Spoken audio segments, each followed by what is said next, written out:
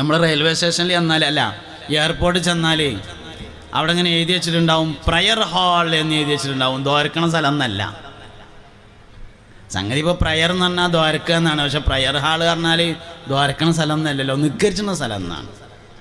അപ്പോൾ അസ്സലാത്തു എന്ന് പറഞ്ഞാൽ നിയ്യത്തോടുകൂടി തക്ബീറത്തുൽ ഇഹ്റാം കൊണ്ട് തുടങ്ങി സലാം കൊണ്ട് അവസാനിക്കുന്ന ചില പ്രത്യേക വാക്കുകളും പ്രവൃത്തികളും അടങ്ങിയ ഒരു ഇബാദത്തിന് പറയുന്ന പേരാണ് അസ്സലാത്തു എന്ന് പറയുന്നത്.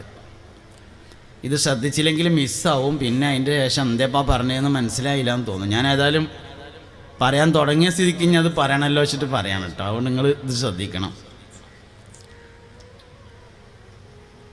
സക്കാത്ത് എന്ന് പറഞ്ഞാൽ ശുദ്ധിയാക്കുക എന്നാണ് അർത്ഥം. ഒരു 100 നോട്ട് എടുത്തുകൊണ്ടാണ് കഴുകി ഒരാൾ, എന്നിട്ട് അവൻ പറഞ്ഞു ഞാൻ സക്കാത്തൊക്കെ കൊടുത്തിട്ടുണ്ട് പറഞ്ഞാൽ സംഗതി നടക്കൂല. ആ വാക്ക്